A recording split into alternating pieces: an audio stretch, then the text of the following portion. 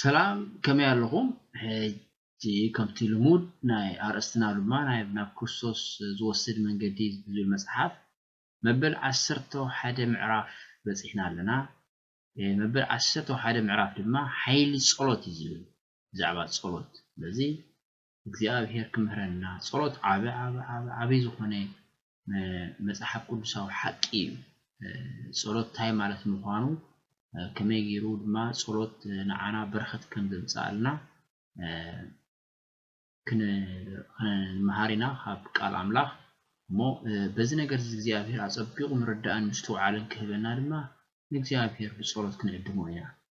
ሞን ኩልናን ጸሎት እስናነን ቅዱስ እግዚአብሔር አቦ ክብርን ምስጋናና አኻይኹን ስለሁሉ ትገብርልና ሰናይ ነገር ተመስገን ይድማ እግዚአብሔር አብ ምስኻ ክንዘራረብ ስምካ ክንጽውዕ ሐቅሚያ ልብና ከነፍስስ እዚ ነገር እዚ ጸጋ ዝኽዝበርኸስ ስለዝሃብካና ተመስገን ብዛዕቡ ብዙሕ ክምህረና ወይታ ፍቃድካ ስለዝኾነ ንሆ ሕጂ ድማ ክንመሃር ተዳሊና ኣለና እሞ በቃልካ መሃረና ተዛረበና ምስተውዓል ሃበና ተመስገን ብስም ጎይታና ኢየሱስ አሜን መበል 11 ምዕራፍ አርእስ እንታይ أكنت أقدم تقصكو حيل صلوت يزبل حيل صلوت بتفاطرون براين بتي نروحو صبو نغراتن بدرغيت منفس قدسن أملاك ندك سب كام زراب عدي أيو عالم على زغبها زي كقال نغرات هلو أبكبابنا زعب أملاك زي نغرنا انت خونا زي أكلني نحنا دما نايلبنا صور نابو خنفسس يقبالنا منفساو حيلن منفساو هيوت نمركب مسميو ابونا حبرتن موسان يدليناي نا امرونا نابو مقلاب بزعبا فطرتن محرتن برخوتن استنتينا نخونينا انت خونه بزعبا علتاو هيوتنا تجبراتنا مسو مزرراب دما ازيو زدلي ጸሎት ማለት እንታይ ጸሎት ማለት ኣብ ልብ ዘሎ ነገር ንሓደ ፈታዊኻ ከም ትገልጸሉ ጌርካ ንእግዚአብሔር ምዝራብ ማለት ንሕና እንታይ ከም ዝኾና ኣምላኽ ምእንቲ ክፈልጥ ዘይኮነስ ንሕና ክንቅበሎ ከም ንኽእል ምእንቲ ክገብረና ማለት እዩ ኣብዚ ብሓቂ ክንርድኦ ዘለና ዓቢ ነጥቢ እዩ ጸሎት ማለት ኣብ ልብ ዘሎ ነገር ንሓደ ፈታዊኻ ከም ትገልጸሉ ጌርካ ንእግዚአብሔር ምዝራብ ማለት እዩ ተወሳኺ ድማ ንሕና እንታይ ከም ዝኾና ኣምላኽ ምእንቲ ክፈልጥ ኣይኮነን ተኾነዳ ንሕና ንኽንቅበሎ ከም ንኽእል ምእንቲ ክገብረና ማለት እዩ ንሱ ንኽባረኸና ኩሉ ሰዓት ተዳልዎ እዩ ጸሎት ንኣምላኽና ናባና ኣይውርዶን እዩ ግናኸ ንኣና ዳ ናቡ የደይበና አንፈትና ናቡ ከም ነብል ይገብረና ኢየሱስ ክርስቶስ ኣብ ምድሪ ሁሉ እንደቀ መዛሙርቱ ምጽላይ ምሂርዎ ዕለታው ድሌቶም ንኣምላኽ ከፍልጡን ሓሌቶም ናቡ ከውድቁን መርሕዎም እቲ ጸሎቶም ከም ስማዕ ንኣታቶም ዝተዋህበ ውሕስነት ንኣናውን ሎሚ ከምኡ ኢየሱስ ክርስቶስ ኣብ ማእከል ሰብ ክነብር ከሎ ኩሉ ግዜ ይጽሊ ነይሩ መድሓኒና ኢየሱስ ክርስቶስ ብጀካ ሓጢያት ርእሱ ኸማና ገይሩ ስለዚህ በቲ ዝግብኦ ስሩሕን ኣብ መክሩን ንምጽናዕ ከባበኡ ሓድሽ ሓይል ንምቕባል ኣዘውቲሩ ይልምን ነይሩ በዚ ድማ ንኣና ምሳሌና እዩ ብድኻምና ንሱ ሓውና ኮይኑ ብጀካ ሓጢያት ከማና ብኹሉ እተፈተነ እዩ ንሱ ንርእሱ ብዘይ ሓጢያት ስለ ዝኾነ ባህሪው بخفوء ዘበለ ነገር ኩሉ ይሽቁረር ነይሩ ማለት ፈጽሙ ብዘይ ሓጢያት ነይሩ ማለት ዓብነ ጥብይቲ بخفوء ዘበለ ኩሉስ ባህሪው ይሽቁረር ነይሩ ብዘይ ሓጢያት ስለዚህ ድማ ኣብዚ ሓጢያተኛ ዓለምና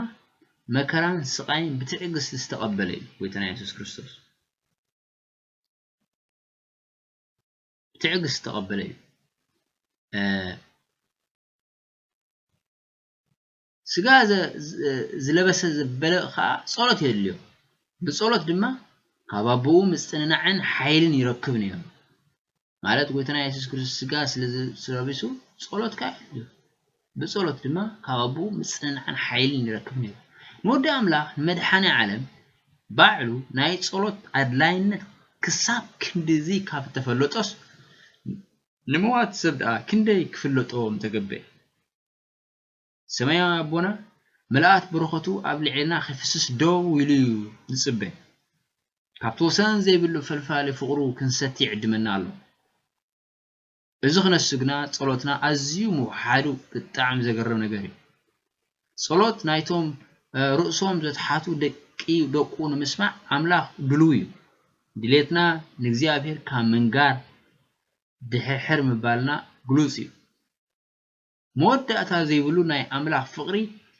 ንድኻታት ብርእሶም ረድኤት ንዘይብሎም ትሕቲ ፈተና ንዘለዉ ንፍጥረታቱ ሰብ ክሓዝነሎም ንሳቶም ካብ ዝልምንዎ ድማ ኣብ ልጽ ክህቦም ተዳልዎ ክነሱ ገና ድማ ልማኖ ናይ ደቂ ሰባት ቁሩብ ከሎ መላእክት ሰማይ እንታይ ኮን ይመስሎም ይኸውን ብሓቂ ዝኹሉ መላእክት ኣምላኽ ክሰግዱ ይፈቱ ጥቑ ክነብሩ ይደልዩ ምስ ኣምላኽ ሓቢርካ ንምንባር ከም ዓብ ሓጎስ ይቆጽርዎ ኣምላኽ በይኑ ክህቦ ዝኽእል ረድኤት ዘድልዮም ደቂ ምድሪ ደቂ ሰባት ብርሃን መንፈሱ ከይረኸቡ ዕርክነቱ ከይረኸቡ ከምኡ ክመላለሱ ከለዉ ባ ዝበሎም ይመስሉ ዘይ እግዚአብሔር ኮንካሲ ኩል ነገር ጽቡቕ ከም ዘሎ ኮይኑ ክስማዓካ ከሎ ብጣዕሚ ስግንጢር እቶም ንምጽላይ ሸለል ዝብሉ ናይ ትኽፉእ ጸልማት ይሽፍኖም ጸላይ ናብ እዝኖም ኣሕሸኽሽኹ ዝነገሮም ፈተና ናብ ሓጢያት ይፈንጥሮም እዚ ኩሉ ዝኾነ ከዓ ኣምላኽ ዝሃቦም ናይ መለኮት ሓይሊ ጸሎት ከም ቁም ነገር ገይሮም ስለ ዘይረኣይዎ እዩ ጸሎት ኣብኢድ እምነት ወሰን ዘይብሉ ምንጭ ረድኤት እተኣከበሉ ናይ ሰማይ መኽዘን ማዕጾ ዝኸፍት መፍትሕ ክነሱ ደቂ ኣምላኽ ስለምንታይ እዮም ምጽላይ ዝኣብ ወይ ድማ ዘይተጉ ዘይቋረጽ ትግሃትን ጸሎትን ሓሳብን ዘይብልና ምዃንና ብፍልጠት ሓቂ ዘይንዓብን እትቁኑዕ መንገዲ ሓዲግና እንኸይድን ከይንኸውን ኣዝዩ ዘፍርህ ነገር ብዙሕ ምህለላን እምነትን ንፈተና ንምጽራርን ጸጋን ሓይልን ክንረክብ ናብ ዝፋን ምሕረት ኣምላኽ ብዝወስድ መንገዲ ከይንኸይድ ጸላይና ከይጓረጸ ክዓግተና ይትፍትን ሰይጣን ኩሉ ሳዕ እዚ ሰባት ከይጽልዩ ምስ እግዚአብሔር ከይራኸቡ ካብኡ ምስኡን ተራኺቦም ድማ ሓይሊ ተቐቢሎም ንዕኡ ክቃወሙ ከም ዝኽእሉ ስለዝፈልጥ ማለት እዩ ኣምላኽ ጸሎትና ሰሚዑ ምላሽ ይሂበና ኢልና ተስፋ እንገብረሉ ሓደ ነገር ኣሎ ንሱ ድማ ረድኤት እንደሊ ድኹማት ምዃንና ምፍላጥ እዩ በዚ ድማ ጎይታ ባዕሉ ቃል ኪዳን ኣትይልና ኣሎ ማይ ኣብቲ ጽሙቕ ወሓይዝ ከዓ ኣብ ንቑጽ ከፈስስ ኢሉ ኣብ መጽሓፍ ነቢ ኢሳይያስ ምዕራፍ 44 ፍቕሪ 3 ከምኡ ኢሉ እግዚአብሔር ተስፋ ኣትይልና ኣሎ ብሓቂ እቶም ንጽድቂ ከመንጌራ ዝጠምይዎን ከማይ ድማ ዝጸምእዎ ብሓቂ ከም ጸጉቡ ይፍለጡ ፈልጡ ይግቦ ልብሰብ ሓይሊ መንፈስ ቅዱስ ከሓድሮ ክኸፍት ይግቦ ዘይኮይኑስ መንፈስ ኣምላኽ ክቕበል ኣይኮነሉን ክትጸማዕ ኣለካ ሓረር ክትብል ኣለካ ብሓቂ ክትጠምለካ ክትጸማዕ ኣለካ እግዚአብሔር መታን ከጽግበካን ከርውየካን መንፈሳዊ ጽማዓትና ንሩሱ ዓቢ መጎተ ኣድላይነትና እዩ ማለትሲ እንተዳ ሓደ ሰብ ከም ጸምኤ ወይ ድማ ከም ዝጠመየ መንፈሳውነት ጽማዓትን ጥሜትን ድሕራሎ ዝንባዕሉ ሓደ ርእሱ ዝኸኣለ ዓቢ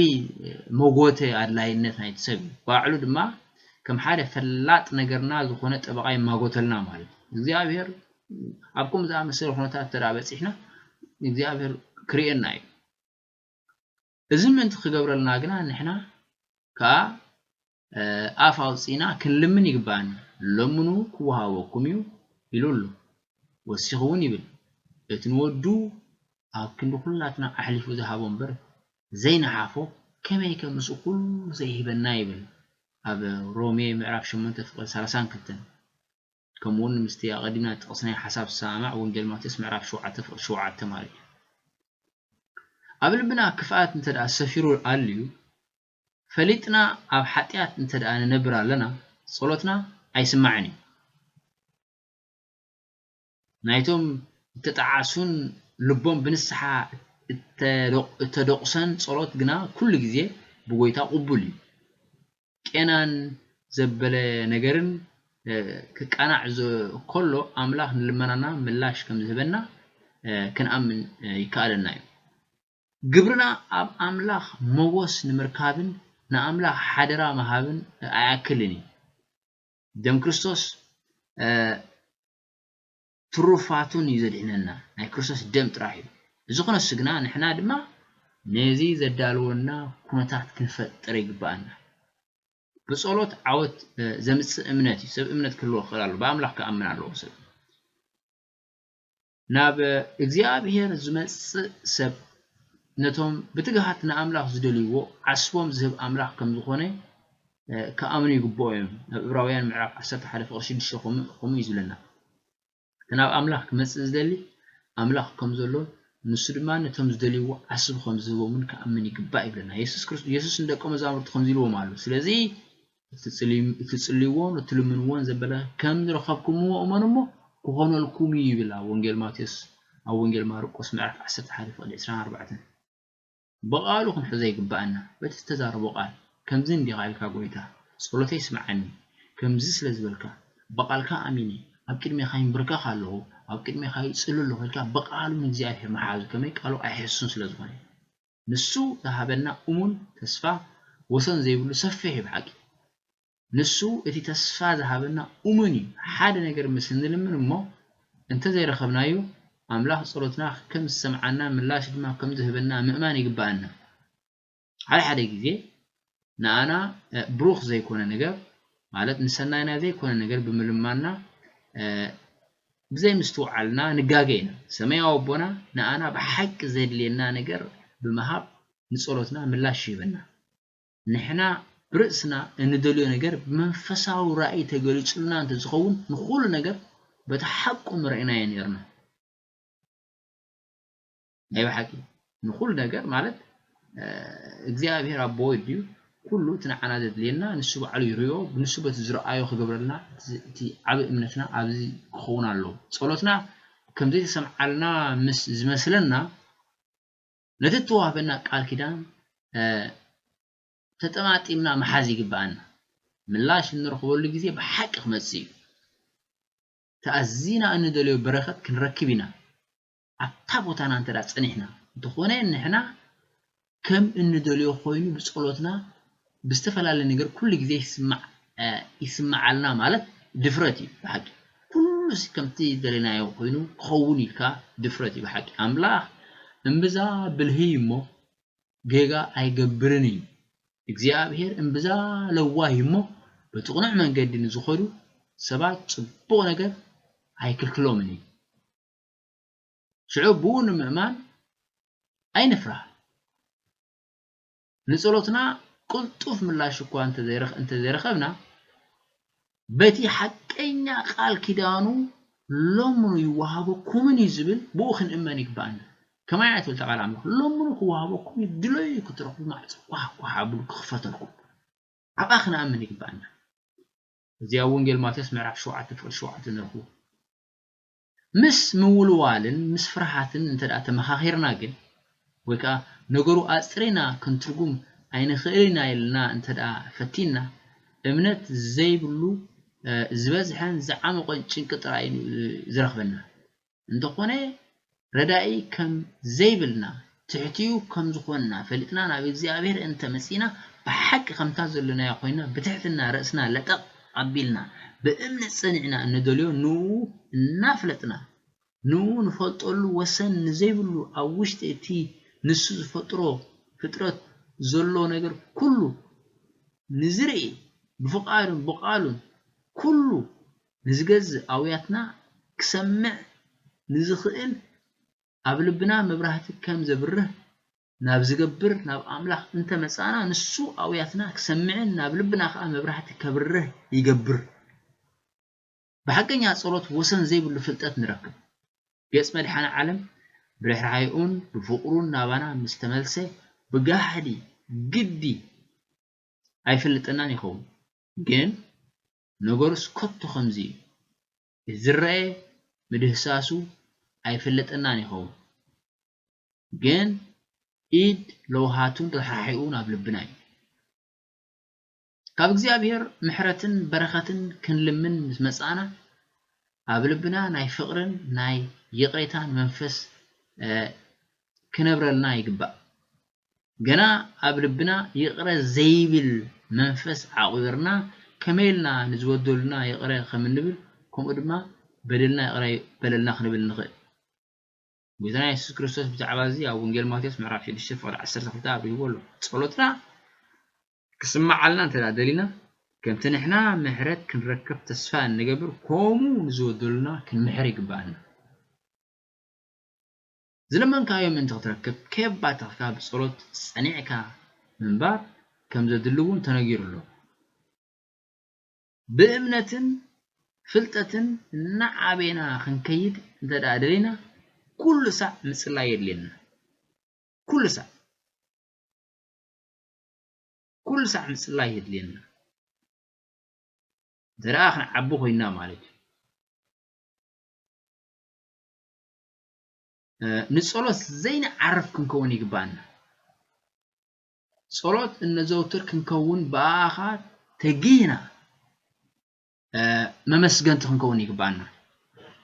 ወንጌል መልእኽቲ ጳውሎስ ናብ ሰብ ሮሜ ምዕራፍ 12 ፍቅዲ 12 ንረኽቦ ብዛዕባ እዚ ሓሳብ እዚ ከምኡ ናብ መልእኽቲ ቆሎሴ ናብ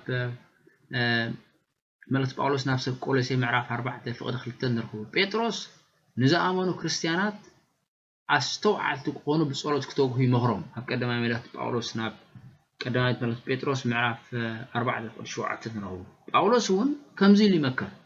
ድሌትኩም ዘበለስ ብጸሎትን ልማኖን ምስናይ ምስጋና ኣብ ኣምላኽ ይፈለጥ እምበር ብገለ እኳ አይጭንቁ ይብል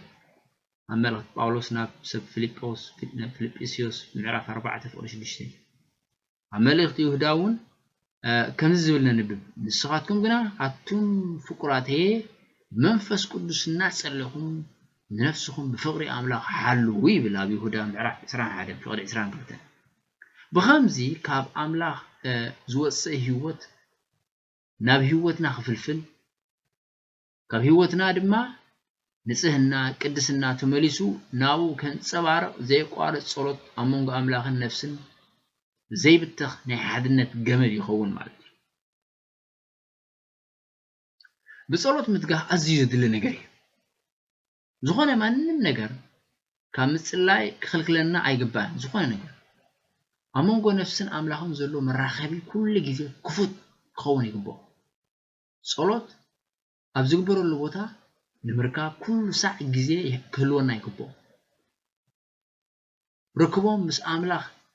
ከየቋርጽ ዝፈትው ሰባት ጸሎት ኣብ ዝግበረሉ ቦታታት ተረኺቦም ክኸስብሉ ይረኣዩ ማለት ኩሉ ሳዕ ናይ ጸሎት ቦታ ኣብ ዘለዎ ቦታ ይረኣዩ ነቲ ብእዋን ጸሎት ካብ ሰማይ ዝወርድ ጸዳል ብርሃን ኣብ ልቦም ዘብርሃሉ ዕድል ንምርካብ ልምዲ ኣለዎም ናይ ስድራ ጸሎት ከነዘውትር ይግባአና እውን ኣብ ቤት ማለት ቤተክርስትያን እንዳኸድካ ወይ ድማ ካብ ቤት ወጻኢ ዘሎ ናይ ጸሎት ኣኼባታት ምኻድ ጥራሕ ዘይኮነ ኣብ ቤትካ ዝግበር ናይ ጸሎት ልምዲ ኩሉ ይግባእ ልዕሊ ኩሉ ግን ብስቱር ብሕቡእ ዝግበር ጸሎት ሽረል ክንብል ኣይግባአና ከመይሲ ኣብ በይንኻ ተዘውትሮ ጸሎት እዩ ንነፍስኻ እስትንፋሳ ንምጽላይ ሽለል ትብል ነፍሲ ልምዓት ይብላ ምስ ኣባላት ስድራ ቤትን ምስ ጉባኤ ማሕበርን ዝግበር ጸሎት ኣያክልን ነተን መርመርቲ ኩሉ ነገር ዝኾና ዓይንት ፈጣሪ ኩሉ ዓለም ኩለመናኻ ዘርጊሕካ በይንኻ ምቕራብ ኣዝዩ ዘድሊ ነገር እዩ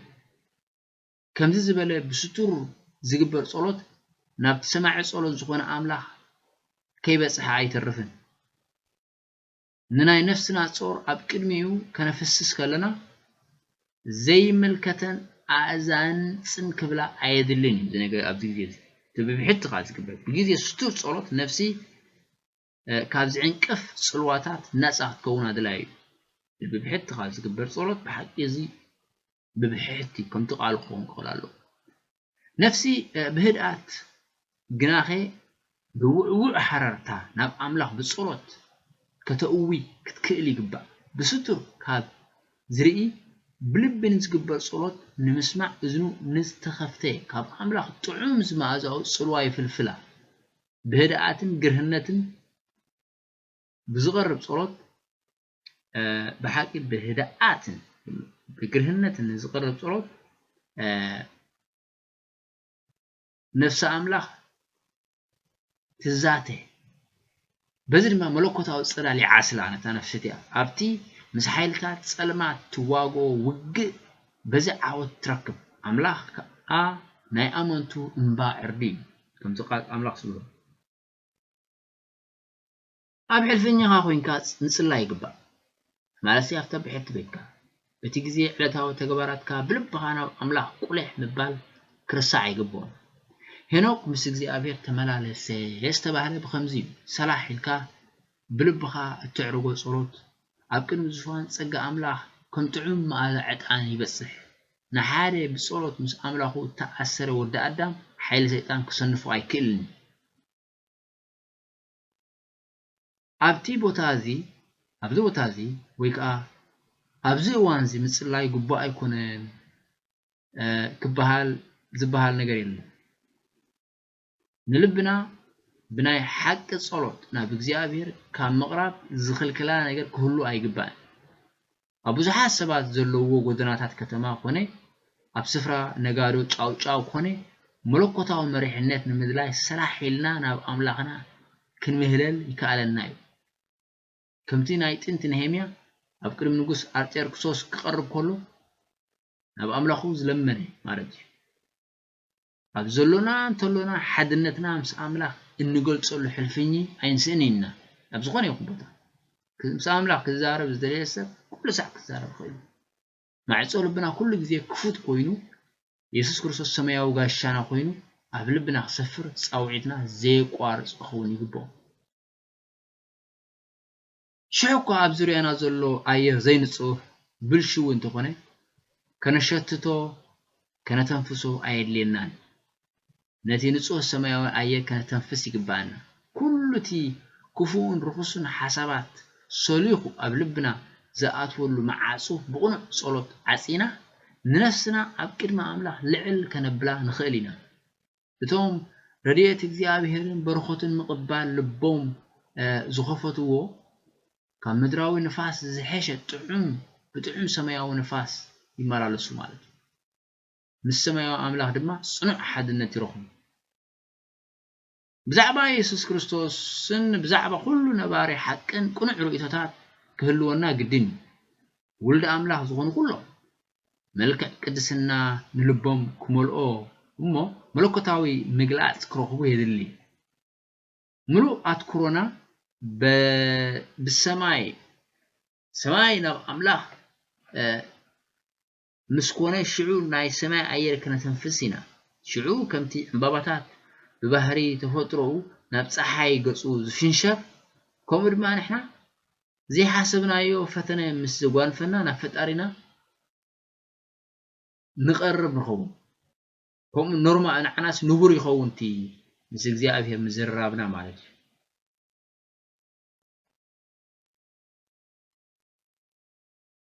እንደልዮ ነገር ኩሉ ሓጎስና ሓዘንና ሓሳብና ፍርሃትና ወን ስክፍታና ኩሉ ክሳብ ቅድመ ኣምላኽና ነቕርቦ ማለት ሙሉ ናና ዝኸብደና ጾርሲ ንኡ ጾር ኣይኮነን እግዚአብሔር ጾር ኣይኮነን ናና ብምሕላይ ወን ኣይሕለልን ንሱ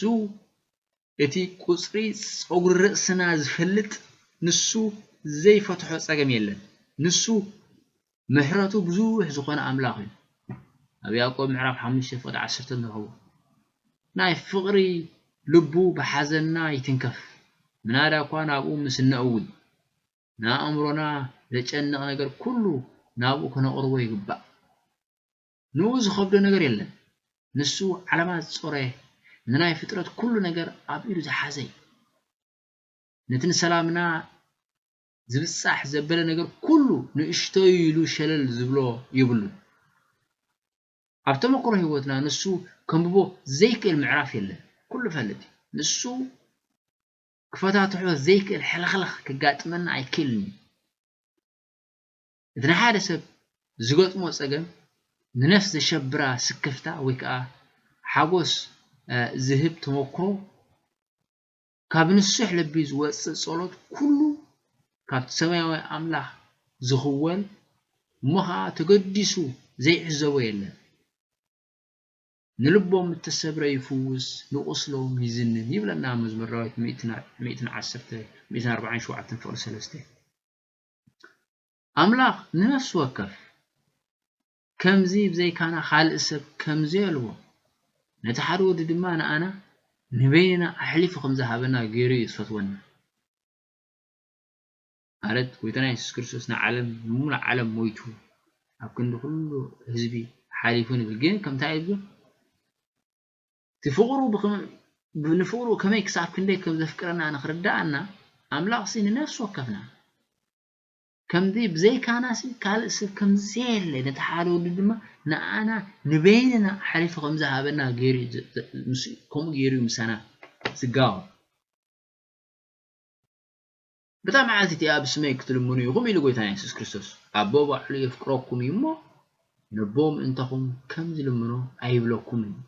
نبو بسمي زلمنكم وزبلو كله كم زهبكم أنا حارخكم يقول أول وان معرف 10 شديشتن فوق 20 شديشتن كمون فوق 20 شوعتن كمون معرف 10 حمشته فوق 10 شديشتن بسم يسوس متصلاي مالت نسمو ام مجمرتان مدمدمتان صلوتك مسماي طرا يكون بناي كريستوس منفسن حسابن دما متصلاي سروحنا سرحنا بتسفاتاتو اميننا ابصقاو كنعقوب مالت رزنا اغلغلوت املخوم انتي كنوفس بحثاوي ويكا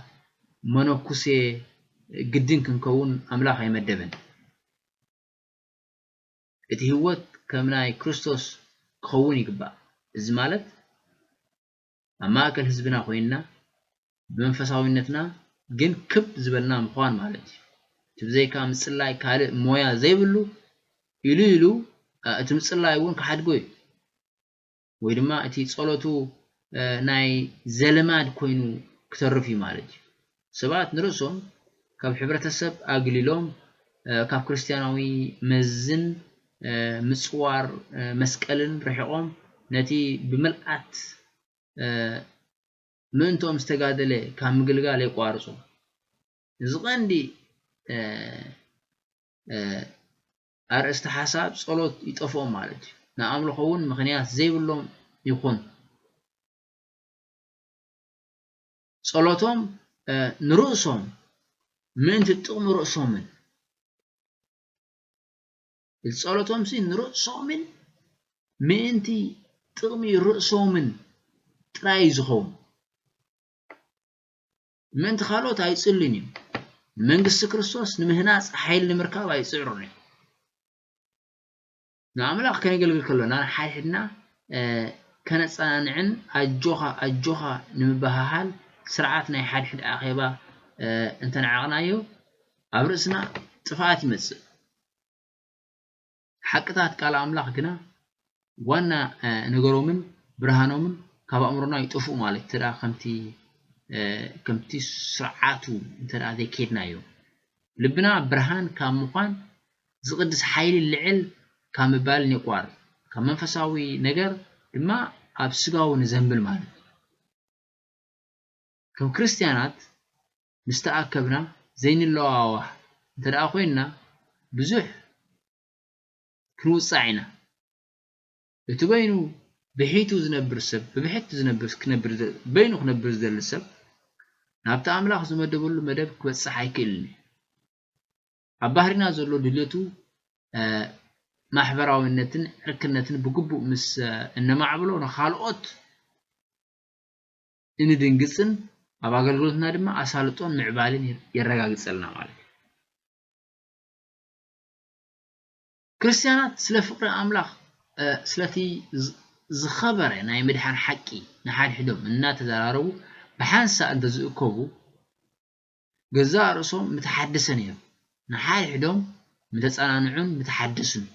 سلا سميو أبونا كابسقاو حدش فلتات النار خبنا هم معالتي مسن مهار شعوك أسيلنا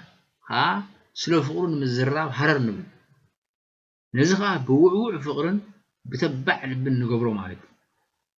لجزار سنا تراي محسابن متشناغن قريفنا بزعب أملاخن صقون تنزارب ملكعو أبي هوتنا أزيم ترأينير كندتي كنا أملاخ أنا زقلت صل وانات نحنا دما كندو تأكل أنت نذكرس كبا عمرنا كتو أمر حق بزعبو دما كنزاربن كنا مسجنون دسم بلنا نير نجزياتو سلا زخونو نجاراتن نتغمر أسنا سلا زخونو كل جزء نزاربنا كمون سلا فتوتنا كنزارب فتو حقوسهم حقوسناي حزنهم كحزناي انت خوني مدراويان فتوتنا كمفقارس نእግዚአብሔር مفقار عزيز عبي مخنيات አለና نعملا ስለ ለውሃቱን ስለ ኃይሉን ቅድሚ ዝኾነ ይኹን ካለ ንኡ ክንሓስቦን ከነመስግኖን ኣብዚ ዓለም እዚኣ ናይ ባህሪና ነገር ክኸውን ይግባኦ ሓሳባትና ፍቅርና በቲ ኣምላኽ ኣባና ዘሰሶ ብዙሕ ጸጉ ተዋሒጡ ንኻልኦት ከም ዘይነካፍል ክገብረና ኣይግባን ዘን ነገራት እዚኣትን ኩሉ ግዜ ንኡ ይዘኻኽረና ማለት ድማ ሰር ፍቅር ከዓ ይኣስራና ጽቡቕ ንዝገበረልና ንሰማያዊ ኣቦና ከም እንመስግኖ ይገብረና ንሕና ኣብዚ ናይ ታሕቲ ምድራዊ ሃገር ንምቕማጥ ኣዝና እስራት ኢና ካብ ወሰን ምድሪ ብኡ ናብ ኣምላኽ ንዝመፁ ከድሕኖም ይኽእል ብዝከኣሎ ከድሕኖም ብዝከኣሎ ኣብ ቅድሚ ክርስቶስ ክብሪ እግዚኣብሔር ናብ ዝበርሃሉ ኣብቲ ተኸፍተ ናብ ናይ ላዕለዋይ መቕደስ ደገ ኣዒንትና ከነልዕል ይግባአና ኣብ ዕብራውያን ምዕራፍ 7:25 ተጻሒፉሉ ኣምላኽ እንደቅ ሰብ ስለ ዝሰርሖ ሕያውነት ዘገርም ስሩሑን ብናትና ኣፍ ክምስገን ይግባኦ ኣብ መዝሙር ዳዊት መበል 107:8 ንረኽቦ ነዚ ነገር እዚ ኣምልኾና ንኣምላኽ ተወፋይነትናን ንምልማንን ምቕባልን ጥራሕ ክኸውን ኣይግባእን ኩሉ ሳዕ ንምልማን ጥራሕ ብዛዕባ እቲ እንደልዮን እንቕበሎን ጥቕሚ ጥራይ ክንሓስብ ክኸውን ኣይግባኦን ካብቲ እነመስግኖስ እቲ እንልምኖ ክበዝሕ ኣይግባእን ምሕረት ኣምላኽ ከይባትኸ እናዝነበልናስ ከመይ ደኣ ምስጋና ኣምላኽ ድማ ብኸምኡ ዘይስማዕ ጎይታ ብቀደም ዘመን እስራኤል ከገልግልዎ ከምዚ ኢሉ ኣዚዝዎ ኣብኣ ድማ ኣብ ቅድሚ እግዚኣብሔር ኣምላኽኩም ብልዑ በቲ ኣእዳውኩም ዘርጋሕኩምሉ ዘበለ እግዚኣብሔር ኣምላኽኩም ዝባርኸኩም ንስኻትኩምን ቤተሰብኩምን ተሓጎሱ ይብል ኣብ ኦሪት ዘዳግም ምዕራፍ 12:7 ስለ ክብሪ ኣምላኽ ዝግበር ኩሉ ብሓጎስ ብዝማሬ بمسجنا بودا سيمبر قص كاب متصلام كبر يقبل أملاخنا روح مهرز زملو أبوي حزنن سهرون زملو قلبي بحزنن سهرون استمل قلبي كانوا يقولوا أي قبان قويتا نمملاسن نمملاخن نمقلقالن كفلي مسرخبنا كن حقوس يقبالنا بحق أملاخ نتم عاب مريحان زقبر لهم دوقو كم تشقوان جزاء خوينو كرايم عفتني نسو يتخاب كل زبالة فتاو فطراتي نو كنا ملخ كلنا كبار خنا كسانا عنا نلبنا دما بحاجوسن بفقرن كمولو يحجوس أملاخ نسب باقولغلوتو كم زحجوسو كجبرهم نو بمجل قال دما سهارو زي يكون استدل حاجوس كوز حلو ميجبر እግዚአብሔር ነው ከምልሁን ዝመጹ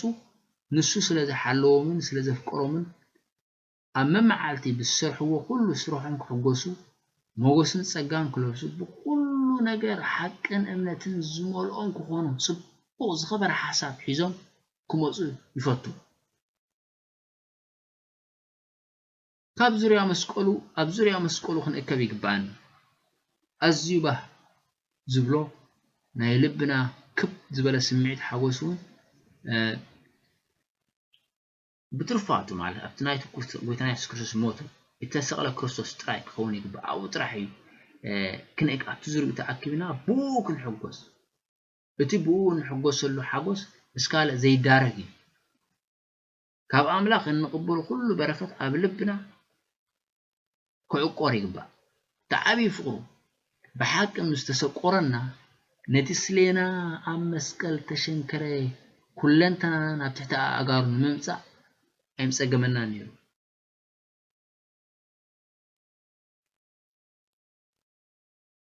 نفسي بأخناف مسجانا يا نفس ما يتعرب أملاخ أوشتي قطرتات أريان بزيماتات مزمري ملاخ نحنا ون أبزي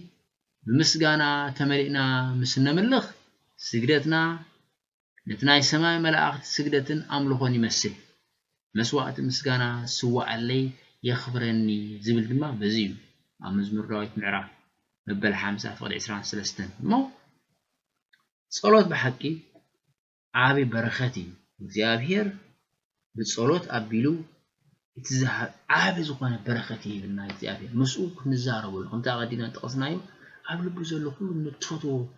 الفتاويخا كمفساسي صلوت دما نግዚአብሔር زي فوتو ነገር نخنا فلطو زي كونه نتنسو زدالولنا برخت كنقبول كنكئل نعانا ناف سماي زديبنا امبر نعو ناف سماي كاب سماي نابانا زوردو ايكونن مو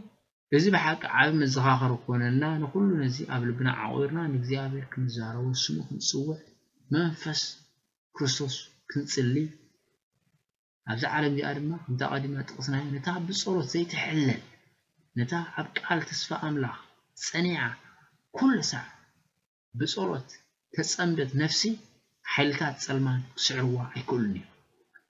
مو كبرنا املاحكم እግዚአብሔር انه دغ خفيتلو نفس وكف نفسي دغ خفيتو مسفت عرخ تزاربو نحنا مسفت علي كنزارب كنزاتن كنعللن كل نعوق نغرو نسقات صلوتنا كم سمع تسفى قالات يلنا سوزلو ስለዚህ ዓበ በረከት ዝና ተሐጎስና በሐቂ ኣብ ህይወትና ጋሃድ ክኸውን እግዚአብሔር ይሐግዘና እሞ ነቲ ጀመርናዮ ሎሚ ናይ ጸሎት ዝርርብ ብጸሎት ክንዓሲና ቅዱስ እግዚአብሔር አቦ ክብር ምስጋና ንዓኻዮ ስለቲ ዝነበረና ጊዜ ተመስገን ወእግዚአብሔር አቦ በሐቂ ጸሎትና ስለተሰምዕ ተመስገን نصلتنا خم تسمعوا قال سزاتخالنا تمسجن بجدما صليت تغبرنا كل ጊዜ أبقالك كنوكل أبقالك كنأمن نو بحقي مسخات زاريبنا أبا خامس نأمن أبا خامس نوكل نفرهو خمزيلو تسفاتي خلنا اللهم صلتنا سلتسمع تمسجن أصبقنا خنصلي بصلوت كنتكبر بصلوت كنصنع نسخة أبزحلنا نفسك كل ساعة مهارنا